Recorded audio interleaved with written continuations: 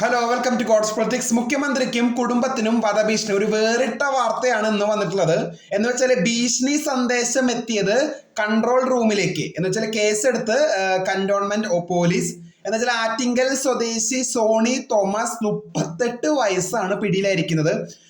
ചോദിച്ചപ്പോൾ പറഞ്ഞ ആ ഒരു പ്രതി പറഞ്ഞതെന്ന് വെച്ചാല് ഞാന് മദ്യലഹരിയിലായിരുന്നിട്ടായിരുന്നു ഒരു ആവേശത്തിന് കയറി ഫോൺ വിളിച്ചതാണ്, അതുകൊണ്ടാണ് അങ്ങനെയൊക്കെ സംഭവിച്ചത് എന്നൊക്കെയാണ് ആ പ്രതി പറഞ്ഞത്. അപ്പോ മദ്യലഹരിയിലാണ് ഫോൺ വിളിച്ചതെന്ന് പ്രതി പോലീസിനോട് പറഞ്ഞു. പ്രതിയുടെ സ്വദേശം ചിറയൻകീഴ് ആറ്റിങ്ങൽ. വി ഡി സതീശനെയും കുടുംബത്തെയും എന്ന് വെച്ചാല് ഞാന് വി ഡി സതീശനെയും കുടുംബത്തെയും ഇല്ലാതാക്കുമെന്നാണ് ഭീഷണി സന്ദേശം. നേരെ കൺട്രോൾ റൂമിലേക്കാണ് പോയത്. കേസെടുത്തു, വധഭീഷണിക്ക് കേസെടുത്തു. അപ്പോ ഇതാണ് അപ്ഡേറ്റ്സ് എന്ന് പറയുന്നത്. അപ്പോ അതിന് പിന്നാലെ ആ ഒരു കേസിന് പിന്നാലെ പ്രതി പോവുകയാണ്.